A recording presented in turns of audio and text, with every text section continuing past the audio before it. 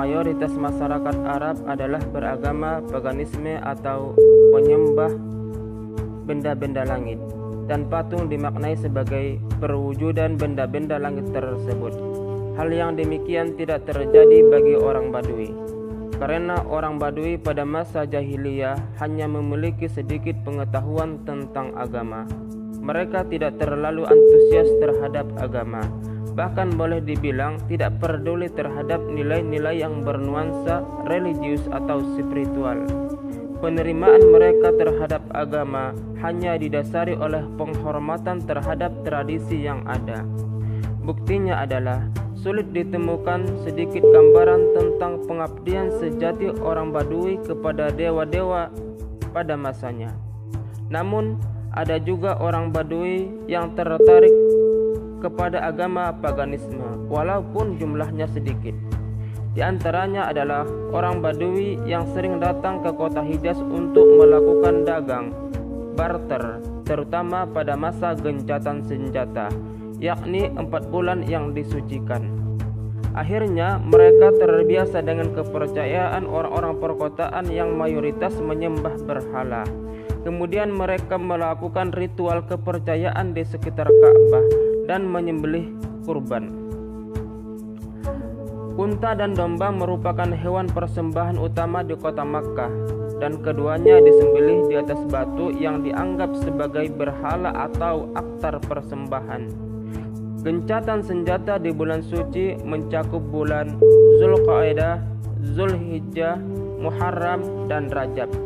3 bulan pertama yakni Zulqa'dah, Zulhijjah, dan Muharram dikhususkan untuk ritual agama, dan bulan keempat yakni Rajab digunakan untuk melakukan aktivitas dagang. Karena posisi sentralnya, keterbukaan dan lokasinya di jalur utama kafilah dari utara ke selatan, Hijaz menawarkan sebuah kesempatan yang baik untuk aktivitas keagamaan dan perdagangan. Oleh karena itu, muncullah festival di Pasar Ukas dan Ka'bah.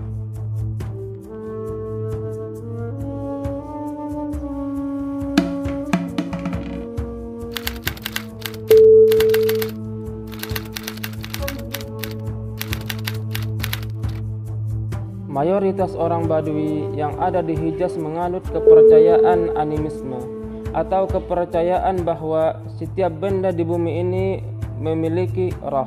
Seperti roh pemilik tanah yang subur kemudian dipandang sebagai dewa karunia. Roh pemilik tanah yang gersang dipuja sebagai dewa yang jahat yang harus ditakuti. Selain penyembahan terhadap roh-roh, mereka juga menyembah benda-benda alam seperti pohon, sumur, gua, batu, dan lain-lain. Bahkan sumur di gurun pasir dengan airnya yang membersihkan, menyembuhkan, dan menghidupkan pun sejak lama telah menjadi objek penyembahan. Namun ada juga orang Badui yang menyembah benda-benda langit seperti bulan. Bagi mereka, bulan merupakan pusat kepercayaan. Mereka menyembah bulan karena di bawah sinar rembulan mereka mengembala hewan ternak mereka di padang rumput. Dan biasanya penyembahan kepada bulan hanya dilakukan oleh Badui pengembala ternak. Namun kalau pekerjaan Badui tersebut sebagai petani, Badui tersebut tidak menyembah bulan, akan tetapi menyembah matahari, karena petani tersebut sangat bergantung kepada cahaya matahari untuk bercocok tanam.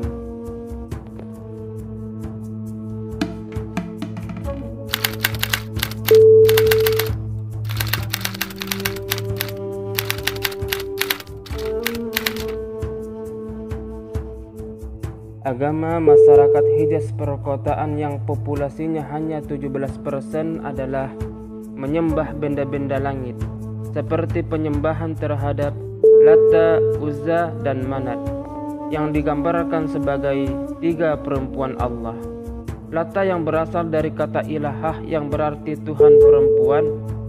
Lata dipuja oleh masyarakat sekitar Taif. Daerah ini tidak boleh menebang pohon, memburu binatang, dan menumpahkan darah. Hewan dan tanaman tidak boleh diganggu karena di Taiflah Tuhan yang diagungkan bertempat tinggal. Al-Uzza yang memiliki makna yang paling agung atau disebut juga bintang pagi. Berhala Uzza dipuja di Nahlah, sebuah daerah di sebelah timur Makkah. Uzza merupakan berhala yang paling diagungkan oleh orang Quraisy. Tempat pemujaan Uzza adalah terdiri dari 3 batang pohon. Sedangkan Manah berasal dari kata maniyah atau pembagian nasib, adalah dewa yang menguasai nasib. Tempat suci utamanya adalah sebuah batu hitam di Quyait. Quyait ini berada di sebuah jalan antara Makkah dan Madinah.